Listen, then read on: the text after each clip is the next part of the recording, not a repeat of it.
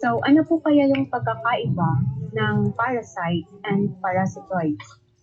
So, yung first illustration po, these are parasitic South African pontiffs, Amblioma herbarium, are feeding on a white rhinoceros and do not kill it.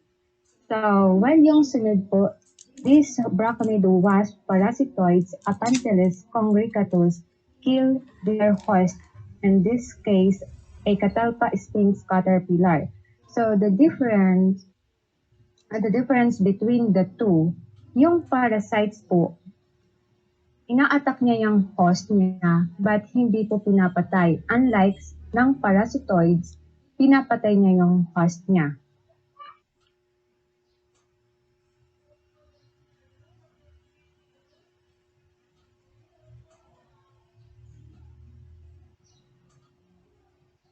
So, according to Andy Dobson and his colleagues, noted that in the best studied host in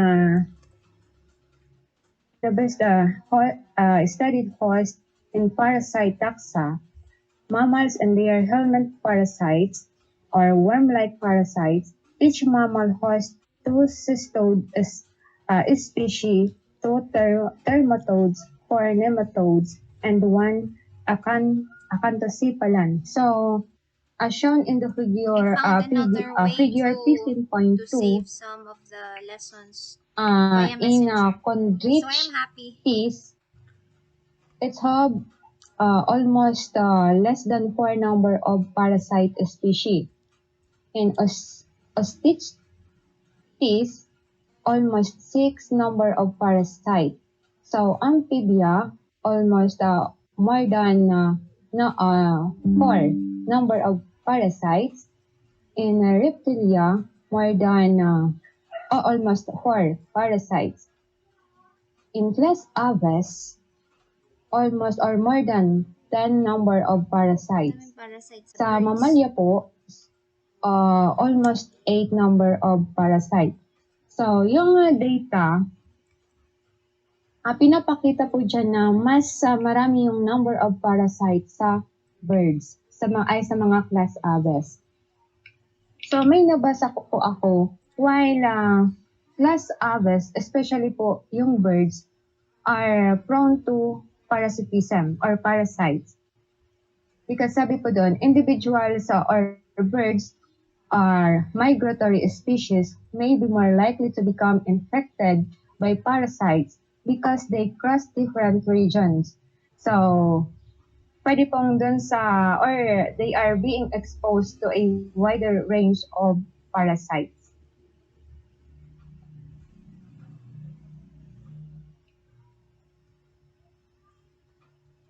Parasites exhibit a wide range of attributes and lifestyle. Parasites are derived from various taxa and exhibit many different types of life history, attributes, and life cycles. So, i-share ko lang po. So, parasite first evolved long before humans evolved. So, mas una pa po pala sila. And early writing from Egypt, nabanggit na po doon yung roundworm and tapeworms. So, in 17th century, scientists such as Francisco Redi and Anton van Leeuwenhoek began to study them in greater detail and created an early version of parasitology or the study of parasites. Next one. So, we have classification of parasites. So first, we have microparasites. Microparasites, they are tiny organisms that cannot be seen by our naked eye. So they are multiplied directly within their host, usually inside the host cell. Example po ng microparasites are pathogenic bacteria and viruses, wherein they are multiplied directly within their host, usually inside the host cells.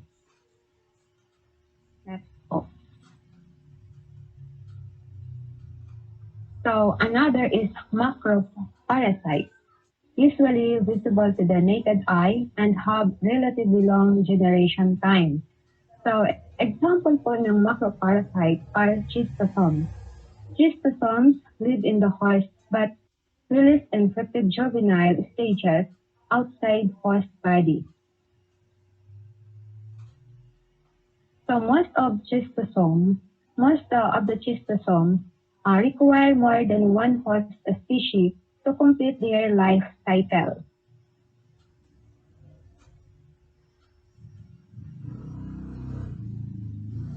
Next po. So, another po is parasitoid. So, nabanggit ko po kanina yung parasitoid develop as eternal parasite of insect in mature stages, such as larva or pupa of host. So, develop as eternal parasites of insects in mature stages.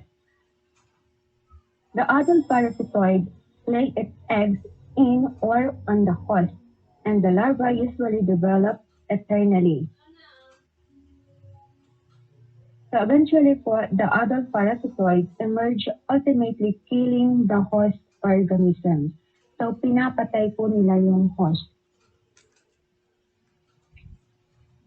Some parasitoids themselves serve as host for another or other parasitoids, which are known as hyperparasitoids. So pwede po pala yun, yung parasitoid species serve as host for other parasitoid organisms. So ang tawag po sa kanila is hyperparasitoid. Next po.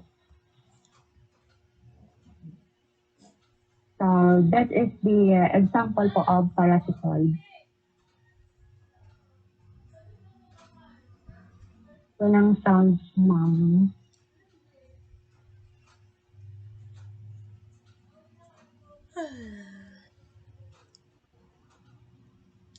Pero okay na po yun. My colleague or classmate here, Ma'am San Benaventura, is showing us videos of parasitoids. There's a bigger insect species, a larvae, I think, and then there are smaller species eating it or attached to it.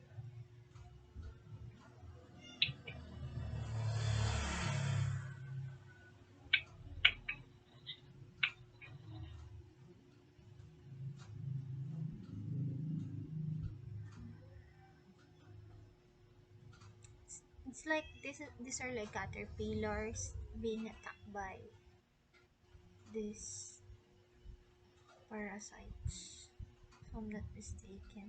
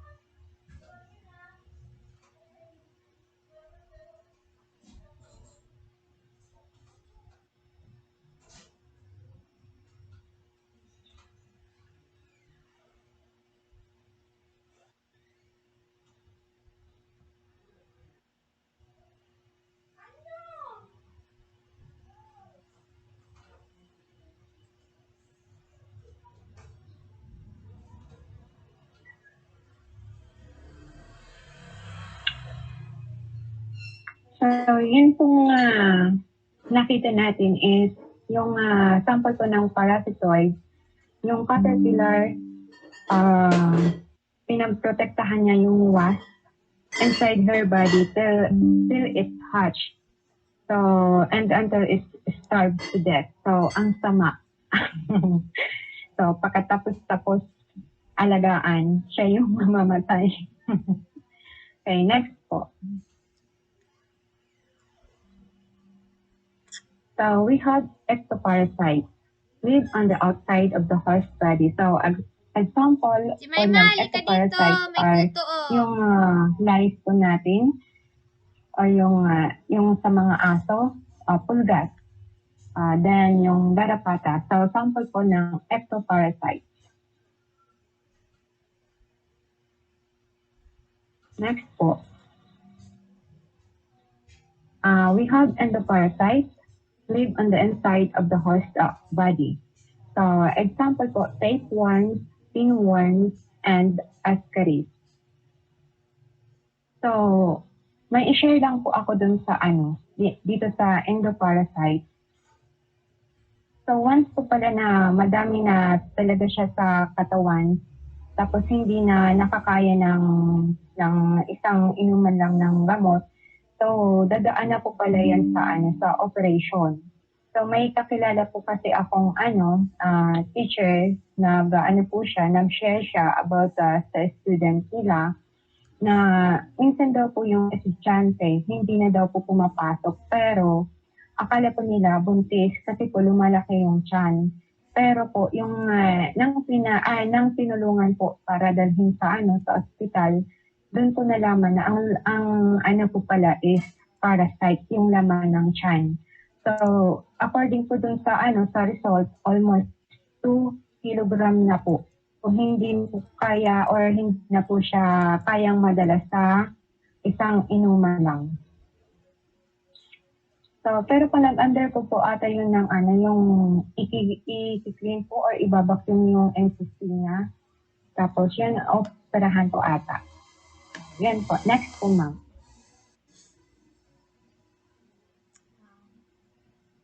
So, parasitic flowering plants may be classified as holoparasites or hemiparasites.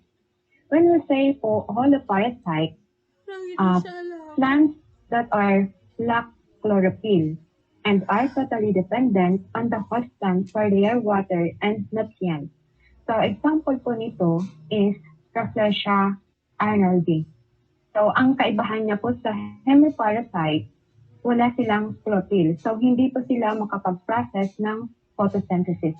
So they cannot make their own food because of lack of chlorophyll. So next po.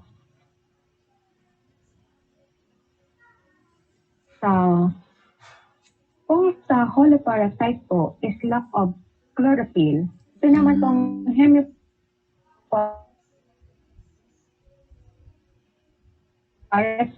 generally photosynthesize. Kaya lang, they lack a root system to draw water and thus depend on their host for that function. So, kulang rin po siya. So, kulang ang sistema niya. So, kaya po ang tawag sa kanya is hemiparasite. So, example po yan is yung mistletoe, Viscum album. Next po.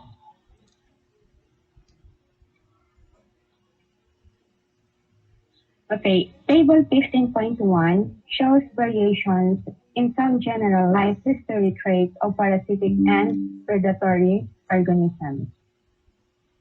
So, ito po yung pinagkumparahan nila, yung traits. Number 1, body size, intrinsic rate of population growth, number per host, fatality for host. So, we have microparasite, macroparasite, parasitoid, and predator. So, microparasite, in terms of body size, they are microscopic.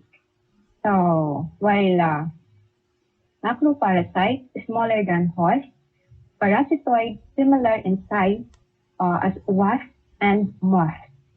Predator, often larger than prey and not social hunters. So, in terms of intrinsic rate of population growth, microparasite, rapid population growth. In macroparasite, faster than host yung population growth pa nila. While sa parasitoid, comparable to host.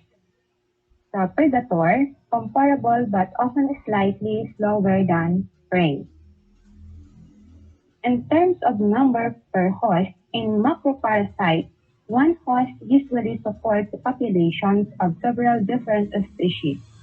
In macroparasite, one host supports a few to many individuals of different species. In parasitoid, one host usually supports, but one can support many individuals. Predator, each, pre- each predator eats many prey individuals. So in terms of fatality for host, yung epekto po ng microparasite, mild to severe. While in macroparasite, usually mild. So, parasitoid, eventually fatal. Sa predator po, immediately, yan, napanganib po talaga yung sa predator. Next po.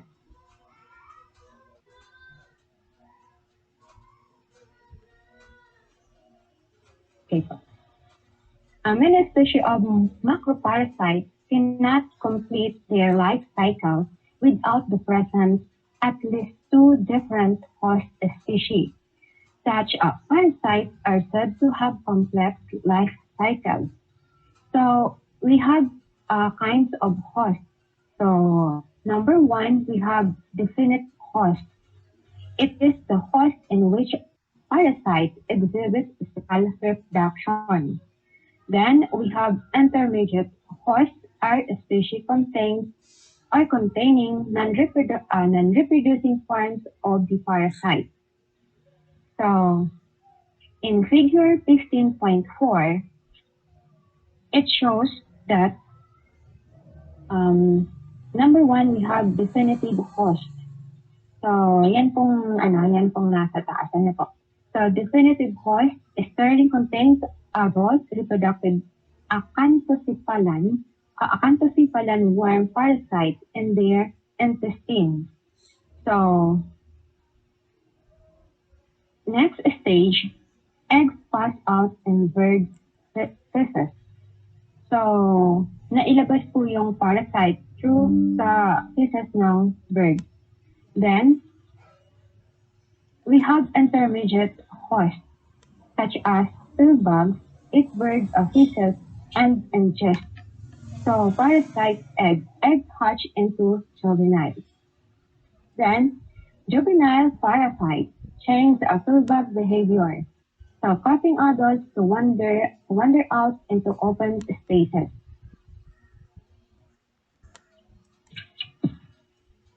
So, normally po, yung pilbag seek out areas of high humidity. So, pag may parasite sa body po ng sa isang horse, so, nagkakaroon daw po ng pagbabago sa kanyang behavior. So, that's why, yung pilbag seek out areas like high humidity. Then, ayan, some birds prey or insected bugs completing the life cycle. So, pag nakain niya naman, dahil nakita niya yung parasite yun, makain naman ng bird, so paulit-ulit lang po. So, cycle po yung magaganap. Next po. Ay ma'am, nauna na po yan. Na-discuss na po. Okay, so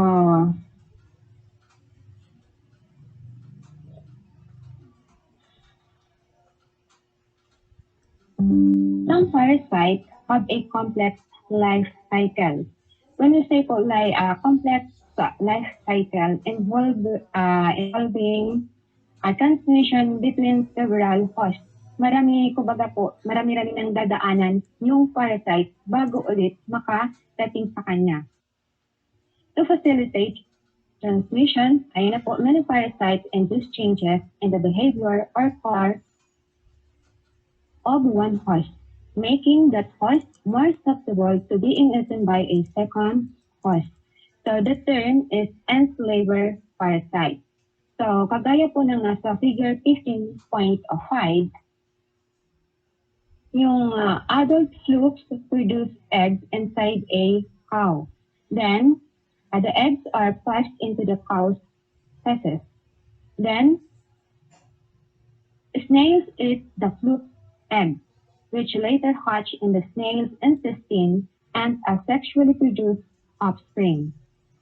So, after that, yung offspring are passed from the snail in a slime ball. yung slime balls, ting makain po yun ng ants. Or some of the fluke migrate into ants' brain, causing the ants to climb to the tip of blade of grass where it is more likely to be eaten by a cow. So, balik na naman po ulit doon sa cow. So, cycle na naman po ulit. So, paulit-ulit na naman. So, next po.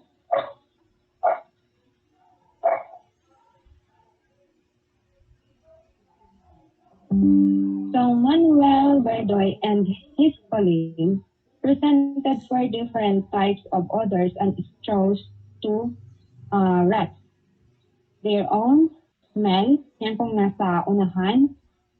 Then, a neutral odor of water, rabbit urine, and fat urine.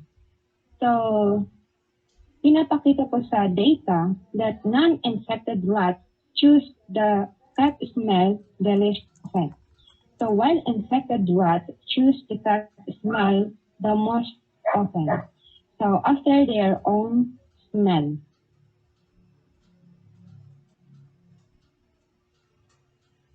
Next po, ma'am. So next is kleptoparasitism.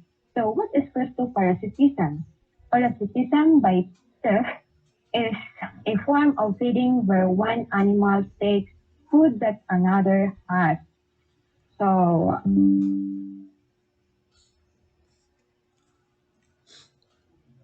these interactions may be intra-specific or inter-specific. So example po nito is yung brood parasitism. It's a specific kind of kleptoparasitism in which individuals manipulate others to feed and look after their young. So, minamanipula po para makakuha sila ng kanilang pagkain. So, para pong magnanakaw, kaya kleptoparasitism. So, next po, ma'am. So, we have mafia hypothesis. Ano kaya yung mafia hypothesis? Mafia hypothesis proposes that cuckoos or cowbirds repeatedly check their host nest and destroy all eggs if their owner is not present.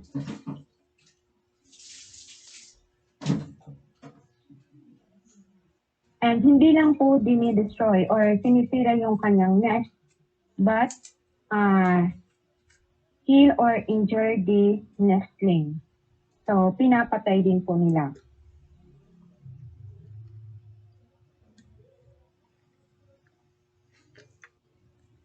So, next po, ma'am.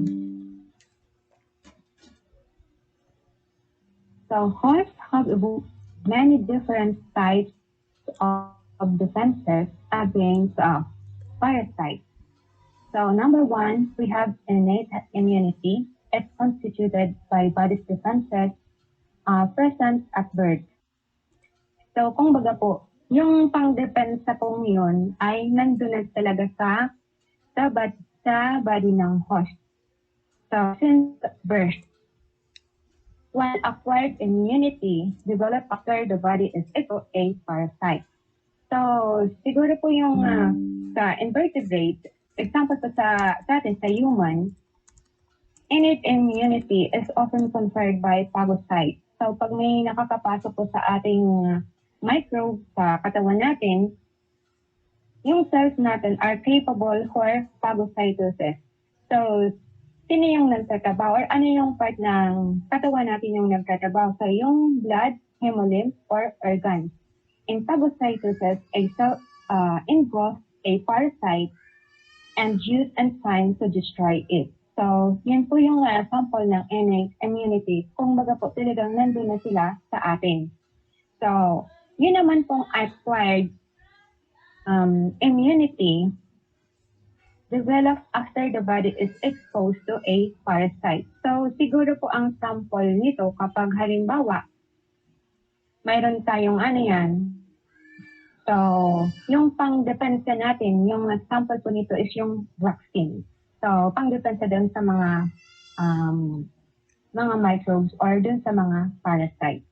So hanggang dyan lang po yung topic ko. The rest po si Ma'am Baby na po yung magpapatuloy. Thank you po.